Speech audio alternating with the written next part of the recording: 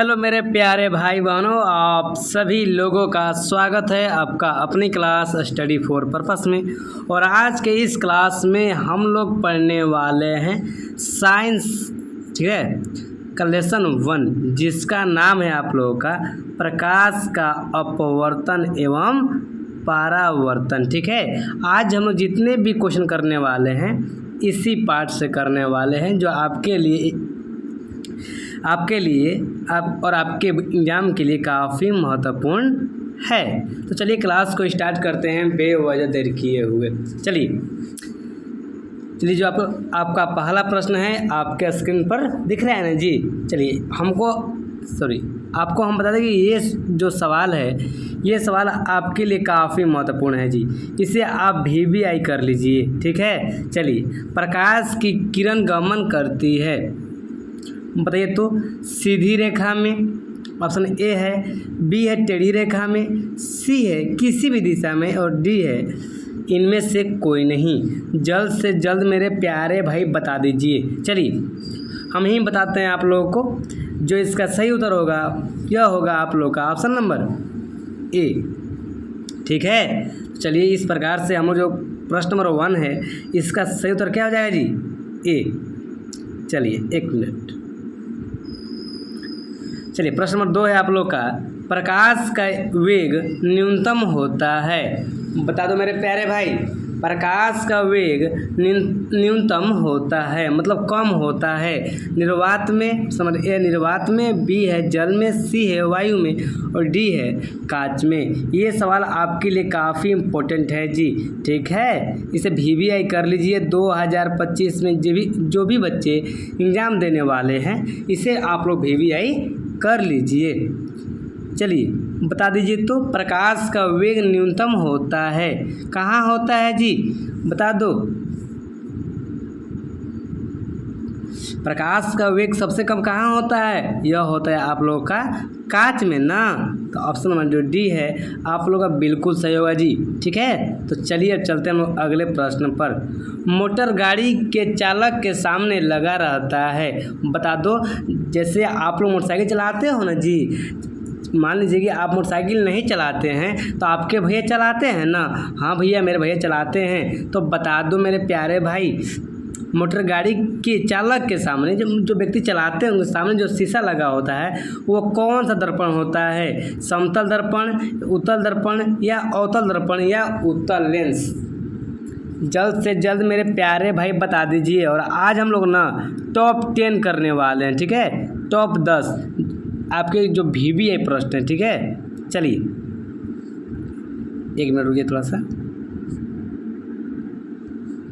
चलिए मेरे प्यारे भाई, जो इसका सही उत्तर होगा हम विश्वास है कि आप लोग भी जानते होंगे। ऑप्शन नंबर जो बी है बिल्कुल सही है जी, ठीक है। चलिए चलते हैं हम लोग अगले प्रश्न पर। चलिए अगला प्रश्न है आप लोग का, मोटर कार के हेडलाइट में, तो मोटर कार होता है ना जी, जो गाड़ी होती है ना चार चक्का हम लोग का, ठीक है। मोटर कार के हेडलाइट में किसका प्रयोग होता है? बता दो कौन सा दर्पण प्रयोग, मतलब कौन सा शीशा का प्रयोग होता है? जल्द से मेरे प्यारे बता दीजिए। ऑप्शन नंबर ए है समतल दर्पण, बी है उत्तल दर्पण, सी है आप लोगों का अवतल दर्पण, और डी है उत्तल लेंस।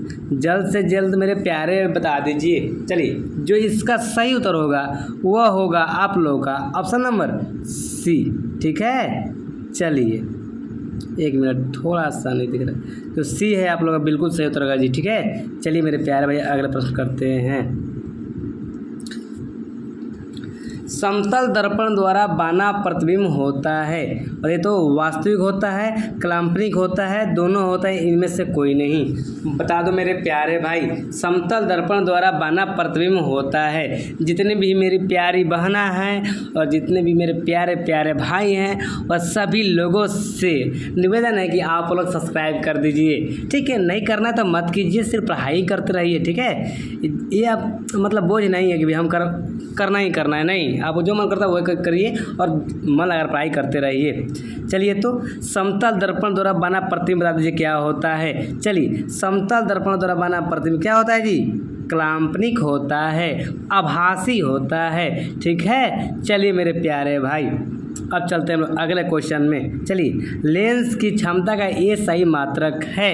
ये सवाल आप लोग VBI लिख दीजिए मेरे प्यारे भाई, VBI लिख दीजिए तो 2025 खातिर। चलिए, ऑप्शन नंबर ए है डाइऑप्टर, बी है आप लोग का ल्यूमेन, सी है लॉक्स और डी है एंगस्ट्रम।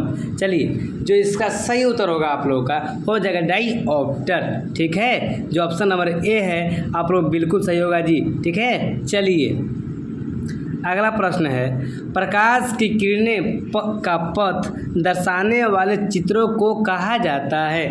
अब जिस पथ पर मतलब जिस राह पर प्रकाश की किरणें चलती है उससे क्या कहते हैं। ऑप्शन नंबर ए है किरण आरेख, बी है फोकस, सी है किरणपुंज और डी है इनमें से सभी।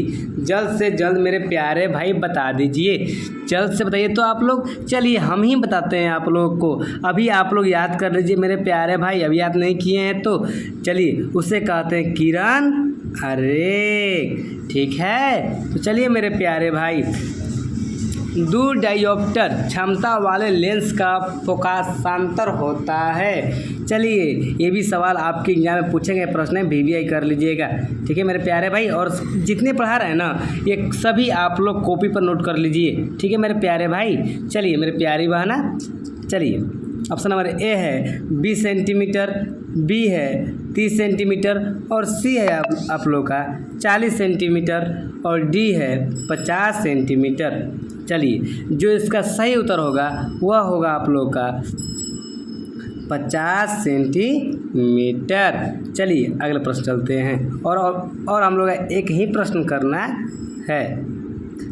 चलिए मेरे प्यारे भाई, किसी उत्तल लेंस का फोकसांतर 50 सेंटीमीटर है तो उसकी क्षमता होगी, तो क्या होगा 5 डायोप्टर, -5 डायोप्टर, -2 डायोप्टर और +2 डायोप्टर। जल्द से जल्द मेरे प्यारे भाई बता दो। चलिए, जो इसका सही उत्तर होगा वो होगा आप लोग ऑप्शन नंबर डी। ठीक है, चलिए ये सवाल काफ़ी आसान है और आप लोग VBI है जी। ठीक है, और आज का अंतिम प्रश्न हम लोग का है, टॉप 10 ही करने वाले हैं अभी।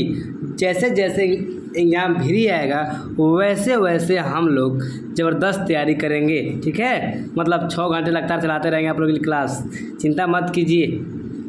बता दीजिए, प्रकाश से किरणों का समूह कहा जाता है, मतलब जहाँ प्रकाश समूह होता है ना उसे क्या कहते हैं, प्रकाश स्रोत, किरणपुंज, प्रदीप्त, परिकिरणन।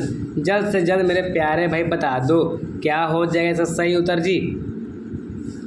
चलिए, क्या होता है जी, किरणपुंज कहते हैं। चलिए ऑप्शन नंबर जो बी है आप लोग बिल्कुल सही है। तो इस प्रकार से आज क्लास हम लोग यहीं पर समाप्त करते हैं। ठीक है, इसी प्रकार से आप लोग का रोज़ क्लास आते रहेगा। ठीक है, और आप लोग देखते रहिएगा, और हाँ चैनल को सब्सक्राइब कर दीजिए। और सब्सक्राइब कर दीजिए, क्या फ़ायदा होता है देखिए, जैसे हम वीडियो डालेंगे ना आप लोगों के लिए सबसे पहले आपके मोबाइल में पहुँच जाएगा। ठीक है, और जो घंटी होती है उसको भी दबा दीजिए। ठीक है मेरे प्यारे भाई, चलिए आज के लिए इतना ही, अब चलते हैं हम लोग अगले दिन। ठीक है, चलिए मेरे प्यारे भाई।